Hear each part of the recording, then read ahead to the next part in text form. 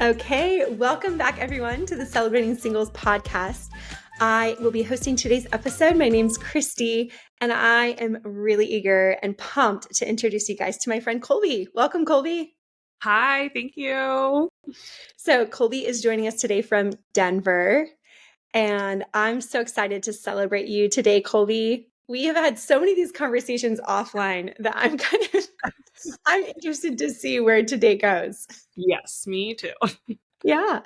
But okay, so tell us a little bit about you, Colby. So we actually both originally grew up in the Midwest, but you live in Denver now.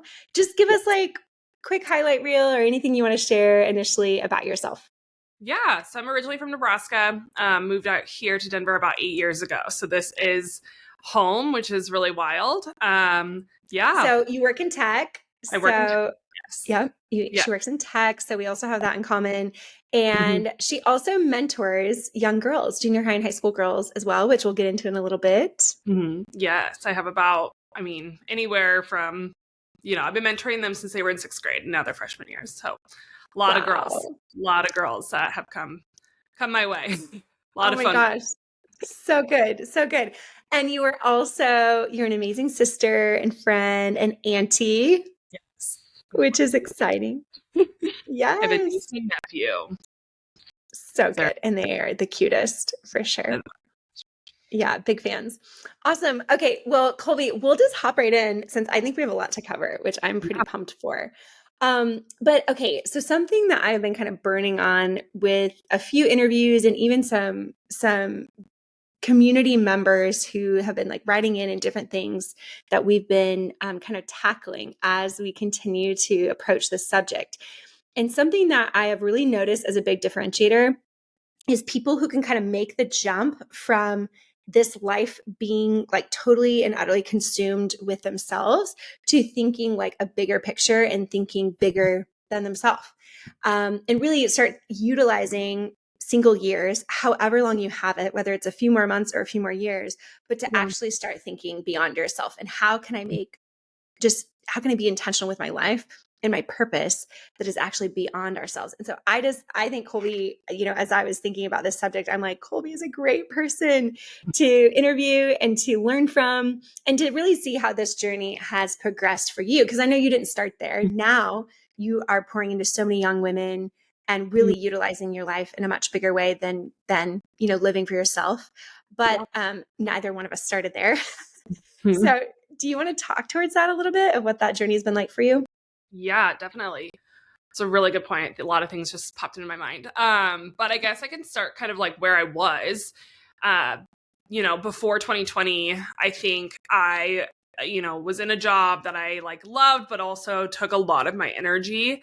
And so it was one of those places that like my mental health was just not there. I was not in a good place. And honestly, I would always like joke I would not hang out on a school night is what I would call, because I would have to literally be in bed right after I worked because I was just so exhausted and like mentally capped. And so I honestly was just in a dark place. And then I think 2020 was actually kind of a radical year for me, which I know it wasn't for a lot of people. It kind of went the other way. But for me, I actually really focused on my healing and really focused on like what that looked like.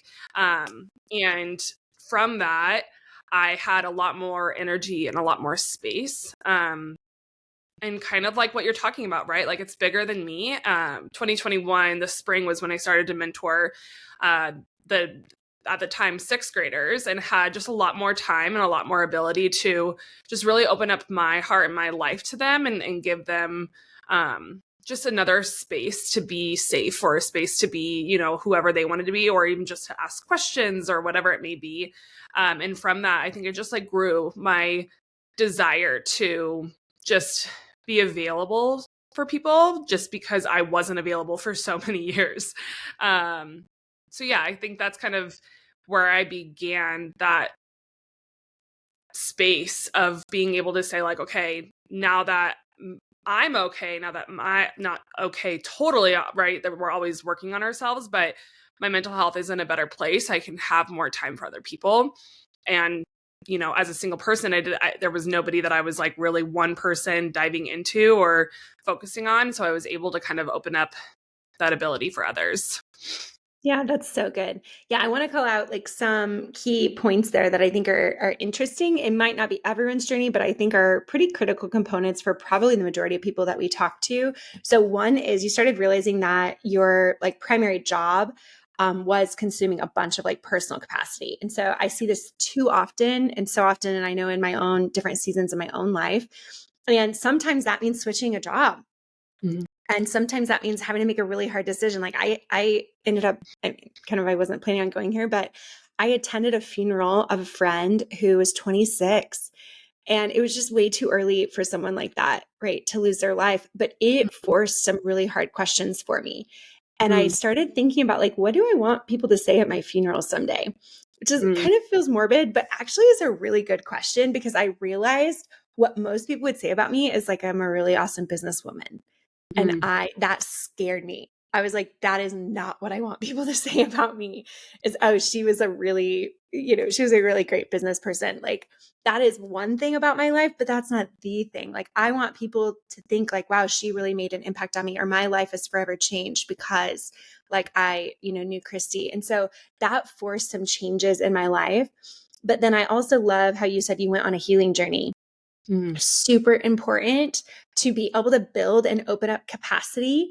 There are usually things that are holding us down that we need someone's help to work through. And so whether that's therapy or life coaching or taking our Celebrating Singles course or a mix of, everything in between, I think having that hard, conversation with yourself, it's like, we go to someone to get our hair cut. We go to a mechanic to get our oil changed. And yet we just expect that our mental health we can like figure out on our own. It's like that doesn't make any sense. We definitely need some support.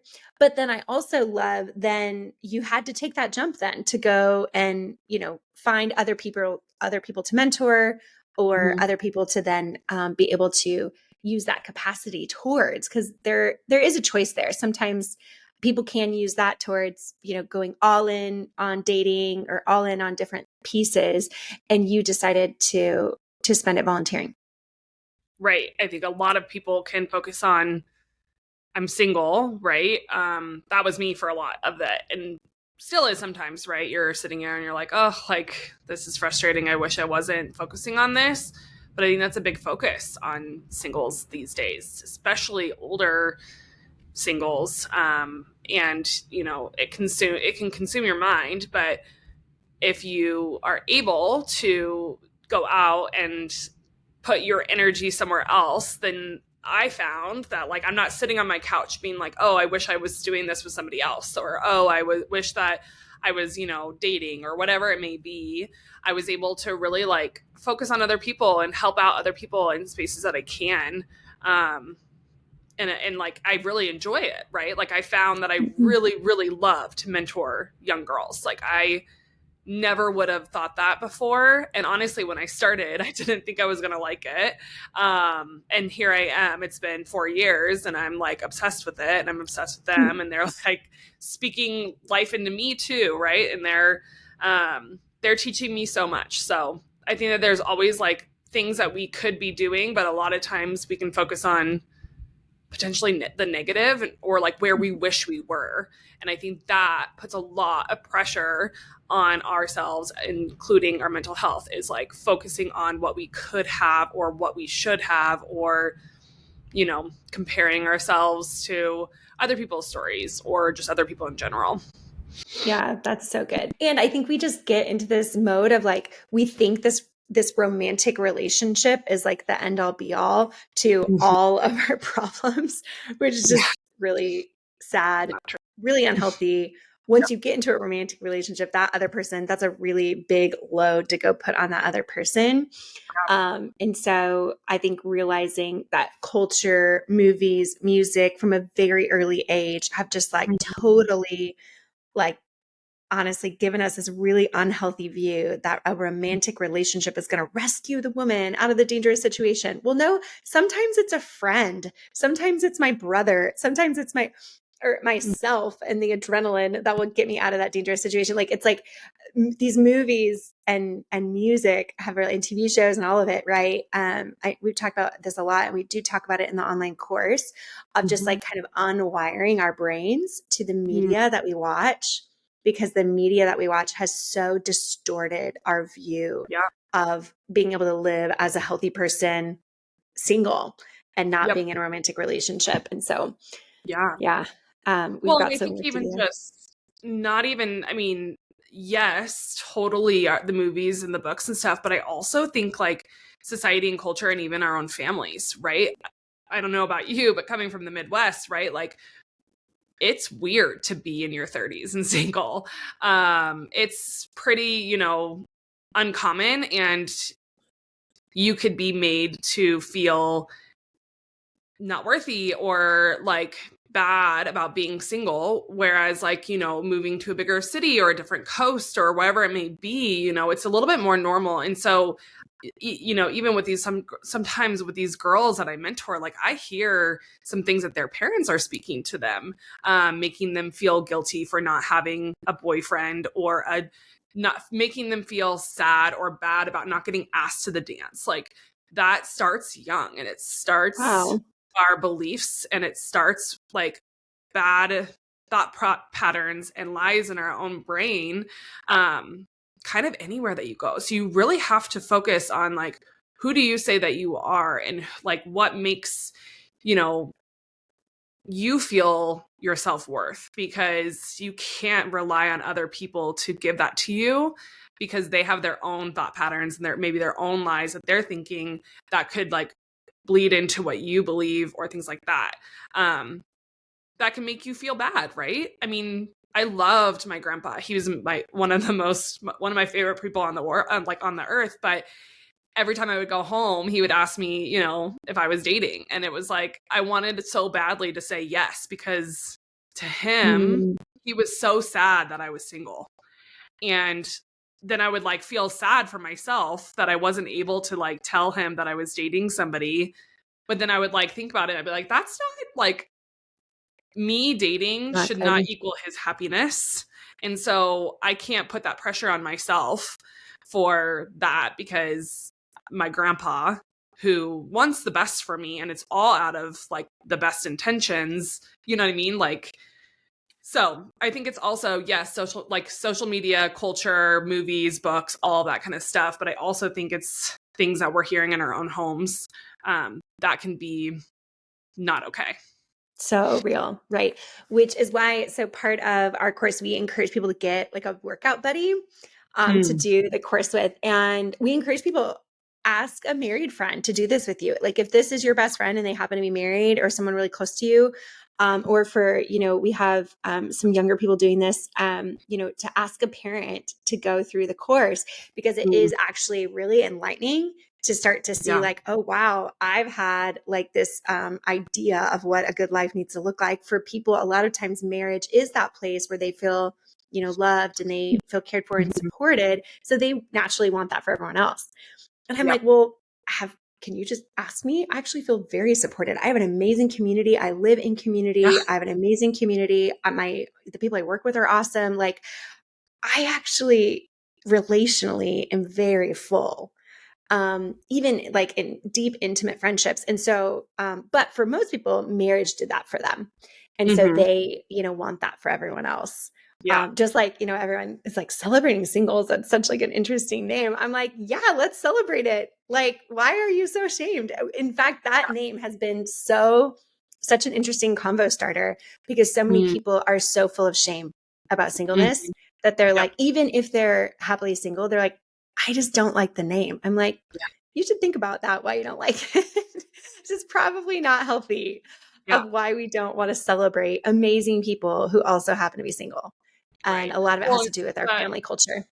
Yeah. Well, and it's like, I don't know if you've ever seen these, but it's like those either TikToks or Instagram reels where it's like, if we ask the same questions, like similar questions to a married couple that married couples ask to singles, of like, you know, it just like flips on its head, because they're like, oh, why aren't you dating? Like, oh, are you on apps? Like they, the questions that we get asked all the time can lead to shame. It can lead to this feeling of like, oh, I'm missing something. Oh, I'm not complete. Whereas like we would never go to a married person and be like, oh, how long are you married? Oh, only 2 years. Oh, like, or like, just like the way that people ask these questions, I think that's where we feel the judgment or the shame. And it's never like, sometimes I leave conversations and I was like, I walked in there and I was so confident like of where I was and where like my life is, and I just left because not as confident because of one question about my singleness, and it made me feel less than. And so I think that it's just, I think it's helpful. That is so interesting. Yeah. That is so, I've never thought of that. Oh my gosh, that needs to be a future podcast. We start asking married people the same question. How often do you have sex?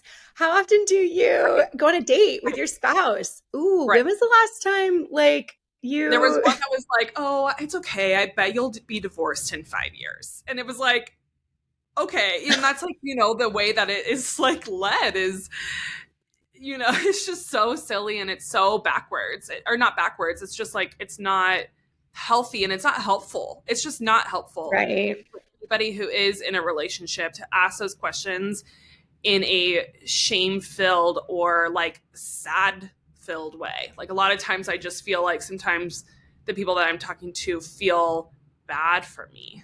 Totally. Oh, for sure. And that's where it gets bad. Yeah. Totally. Well, so they either feel pity for you or they are lacking in their own marriage. And so they're waiting on the dopamine levels of a new relationship, of like a new love story, but they can't get that because they're married. I've seen this play out so many times. When I started realizing it, I was like, wait a minute, everyone just loves a good love story. Yep. And so it's like, oh, it's a good question for someone who's dating, is like, oh, or someone who's single. It's like, are you dating? Is there anyone new?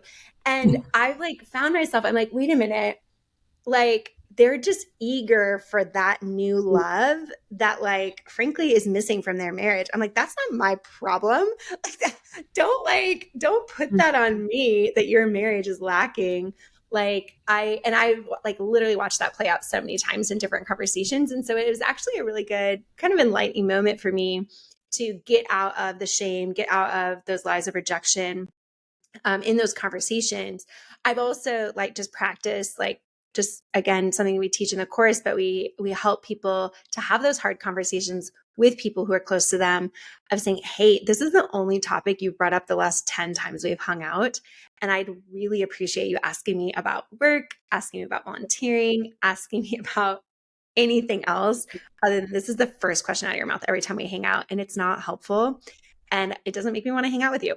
So we teach people how to navigate that a little bit.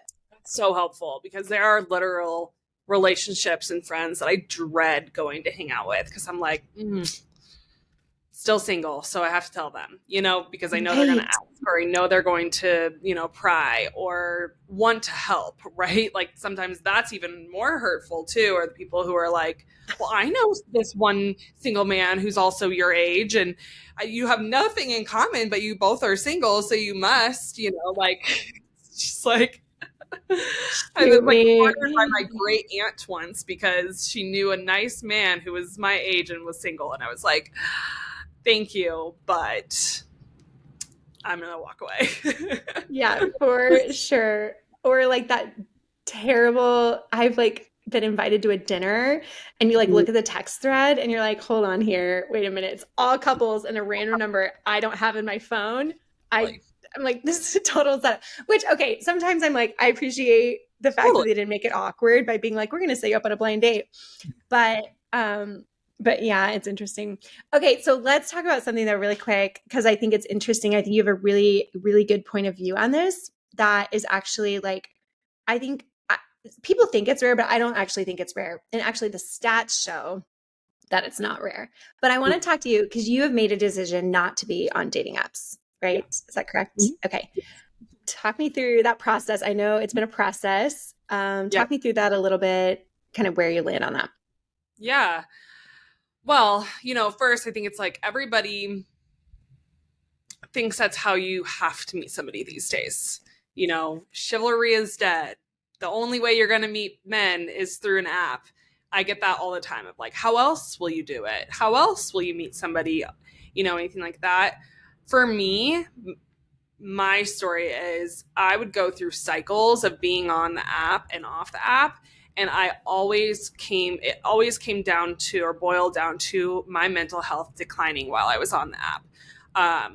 Not only would it be like an exact reflection of like what pictures I'm using and, you know, if I'm funny or not, or like, you know, how many swipes did I get? How many conversations lasted past the hey, right? Like, I think that was a big one for me is I would start a conversation, or a conversation would get started and we would talk for maybe 5-10 minutes and then it would drop off. Either they would ghost or I would ghost or whatever. And then I would be like, do I not have banter? Like, can I not flirt? And it would, the whole time I would ask questions about myself.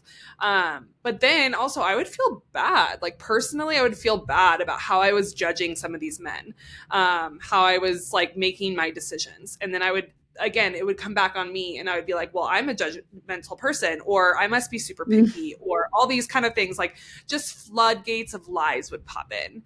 And so for me, I just had to make that decision of, this isn't helpful. Like if I have to wait an additional 5 years to meet somebody naturally, rather than putting it in my own hands and like controlling it through an app, but also potentially making a decision in a lower mental state, then I'm willing to wait those years. I'm willing to wait that time. I'm willing to like have it happen how it happens, because I know that it will. I have faith that it will. I'm going to, you know, and so, yeah, I don't know if that's helpful. Yes.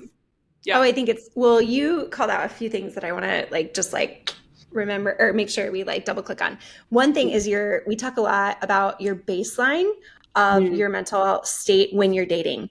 If your baseline is coming in off of a lot of hurt from your last relationship, or a scarcity baseline of like, there's no good single men left, and you start dating from that baseline, you're not dating from a clear lens, and you will make different decisions. And sometimes those different decisions will lead to bad relationships or bad marriages and then divorces.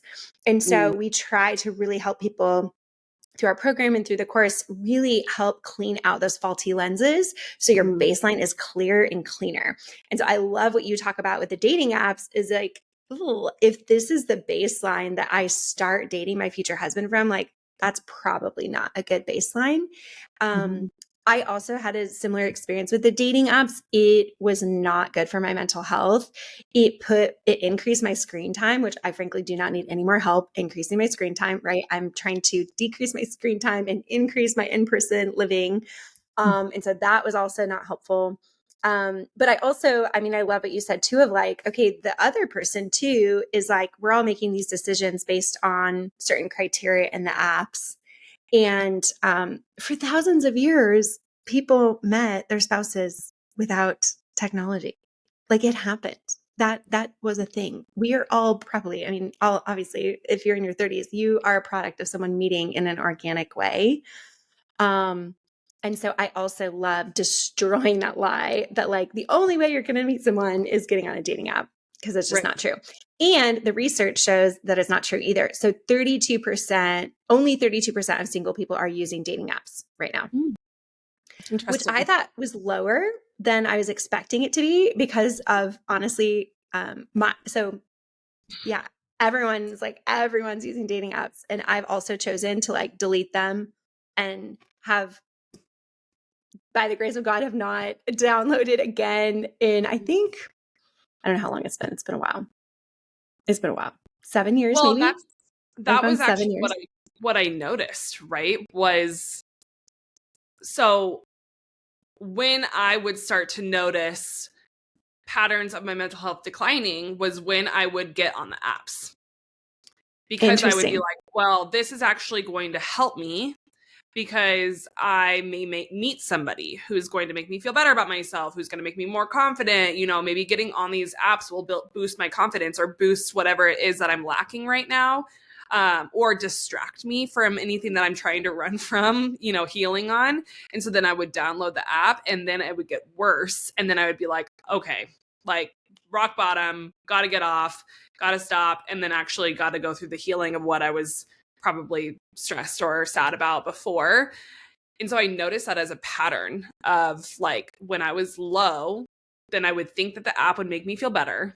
And then I would get on the app and it would actually make me lower than it was before. Right. And so I just like, now I know that that is a thought pattern in my head. So when I do start thinking, oh, maybe I should get on the apps, then I actually sit down and like focus. What's wrong? Where am I at? Like, level out here. What's the lie that I'm believing? What's the thought pattern that I'm going down? Like, is it my self-confidence? Is it something that somebody said to me that made me feel this way?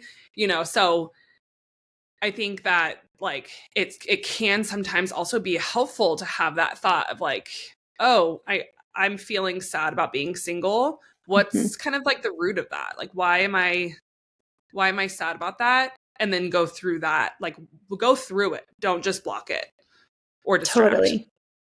Ooh, yeah. Okay, wait, let's double click on that. Go through it, don't block it, don't distract. Mm-hmm. Yeah. Or eject. Sometimes I'm just or eject. Oh, totally. eject. I eject all the time. Or what's my favorite meal? I'm just going to make that right now. Yikes. Yeah. The coping. Yeah. I mean, that's real, right? So like, and this is also something we talk about in the course, but we talk about like different coping mechanisms that are considered like, some of them super unhealthy and people know they're unhealthy. Binge drinking, right? Binge Netflixing, all the things, right? But then there's like things like eating or going to Target or different things that most people wouldn't identify those as coping mechanisms. But actually, when you get down to it, it's like, oh, this is a total coping mechanism. Totally.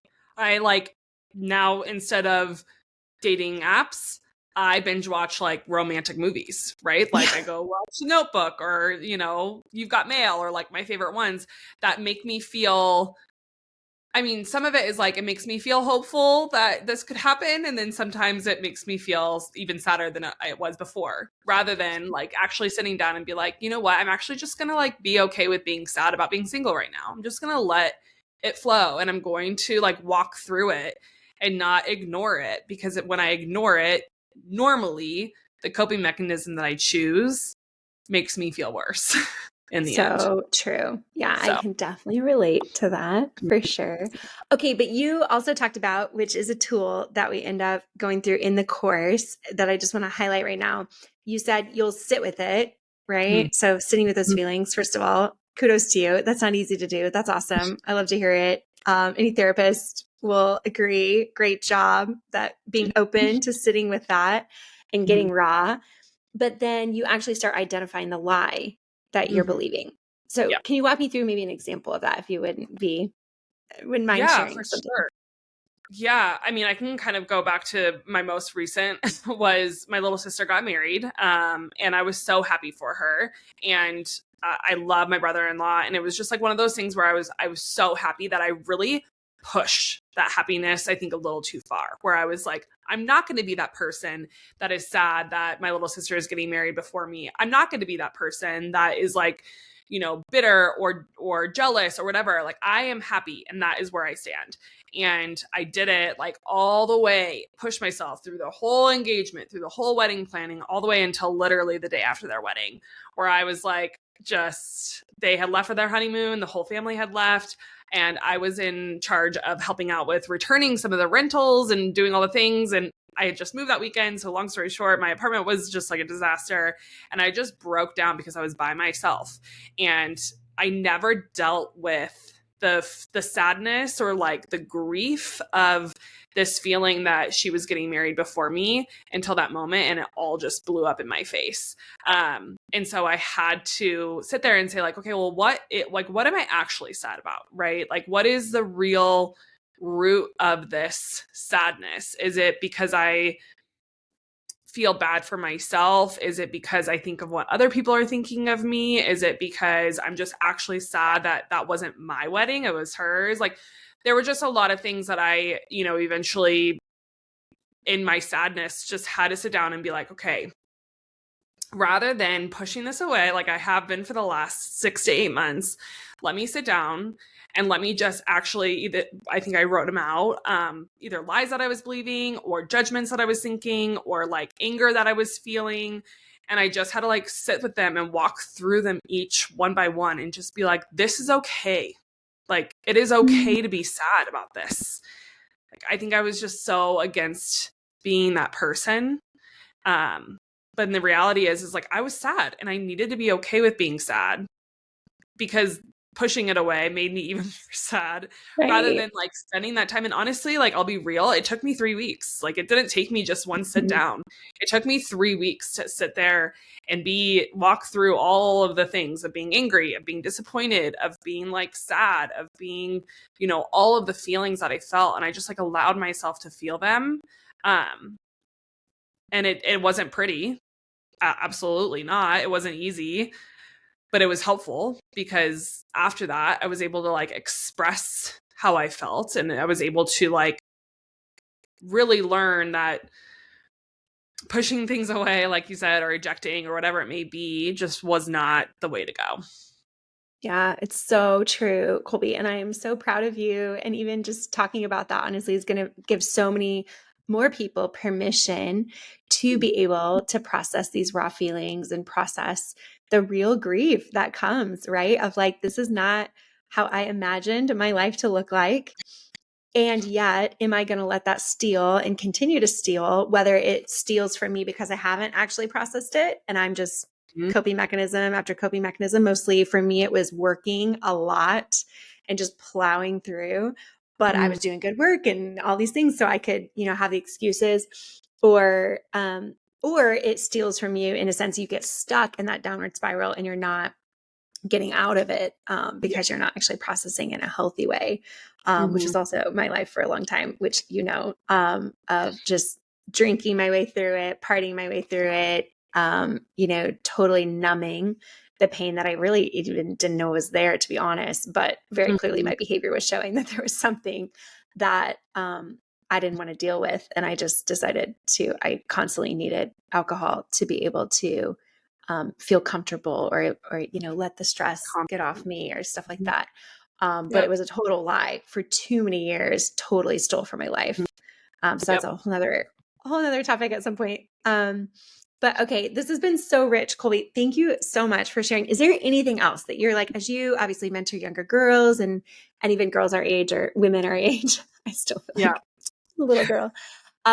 Is there anything else that you would share as like hey, here's something that's really helped me, or here's an encouragement? Yeah.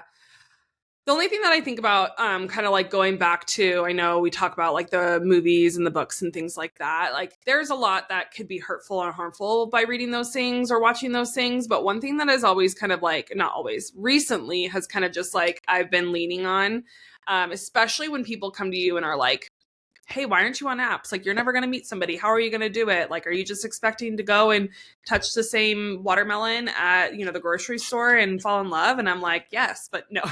But I think the thing that I think about when I think about those, we think of them as fairy tales or fantasies or the love story or things like that. I think the one most common thing that we see in those movies is like, they don't miss it. Like they're not going to just like walk away and miss it. The people who do walk away and miss it usually in those movies somehow 3 months, 6 months, a year later run into the same person. Right. And so I think that that's just like, for me, gives me a little bit of a hope of like, I just don't think I'm going to miss it.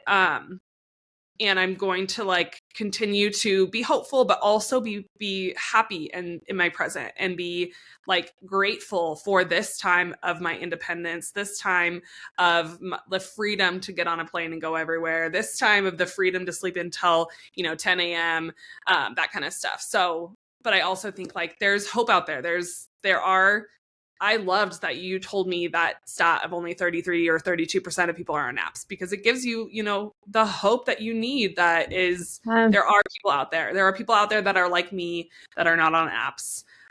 So yeah, that's the only other thing that I was going to share. No, it's so good. Thank you for sharing that. There is like this appointed time. Like even, I think of my friends who have gotten married, but then couldn't get pregnant right away. And then I just had this beautiful story with a friend who they spent 7 years, and then all of a sudden it just happened. Mm. And there was something like really specific about her daughter being born this year. And I'm totally blanking on it, but it was something pretty profound to her that she was like, wait a minute, my daughter needed to be born in Yep. 2023.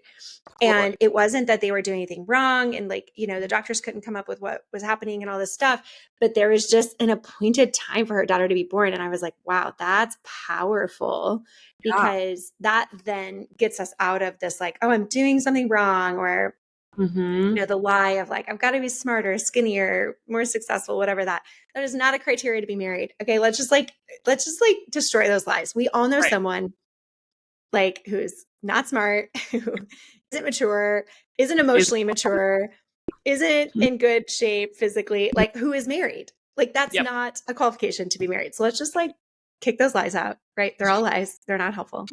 Can you, you know, go after, you know, improved lifestyles? Absolutely. But like, that doesn't necessarily mean you're going to get married. You know, I, for one, am like looking at these people that we've interviewed. We've got some beautiful, successful, amazing people who've gone on an emotional health journey that also happen to be single. And it's like, okay, they're not doing anything wrong. It's just a matter of the timing. And so I think that timing piece and like really like, you know, surrendering that is powerful. That's a powerful tool. Well, it's bigger than us, right? Like it's a whole family line.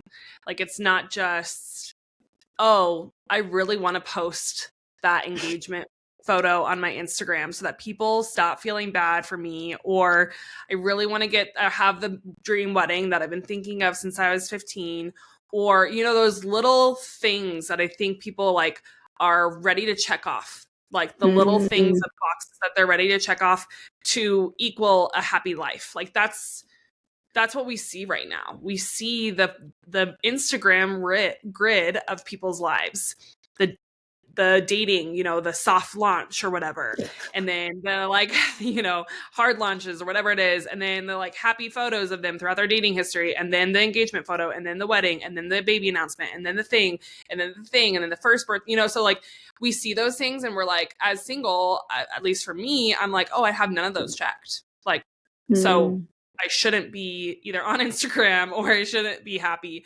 And that's like, that is a lie. Like that is a lie. Totally. But I think like, yeah, it's bigger than just Instagram or my life or like checking off boxes. It is a history, a family history, or whatever it may be that's going to happen, you know? So that's huge. That's huge. Wow. Colby, so much to digest here. I'm excited. I'm excited to go process some of the stuff that you shared. This is really, really good. Thank you for just being generous with your time today. And it's been so fun to celebrate you and your journey. I love, you know, the choices you've made and the journey that you've been on, I think is a really beautiful one. And I'm just so eager to see that story continue to unfold. So we're grateful. And yeah, okay. So you guys, this is another episode on Celebrating Singles. We're going to drop these episodes every Tuesday. So be on the lookout. And we would love for you to share it with your friends, give us a review. Send us your honest feedback. You guys, this is something that kind of like came together very much in a grassroots way. But now the fact that we've been on this journey, I'm like getting even more just like, I would say, energy and excitement towards this topic to try to help as many people as we can. But if you have ideas or you want to get involved, you can email us at info@celebratingsingles.com. We also have an online course. It's very affordable. It's less than the price of one therapy session. You can get on and go and you can binge it. You can take your time doing it, but most people have knocked it out like in a Saturday morning. We've already been getting really good reviews. So you can find all of that on celebratingsingles.com. Otherwise, you can find us on Instagram at celebratingsingles. So a bunch of places you can find us. Share it, binge it, like it, share it with your friends. Celebrate the people around you that are amazing people who also happen to be single. We are grateful for you, and we will see you next Tuesday on the Celebrating Singles podcast.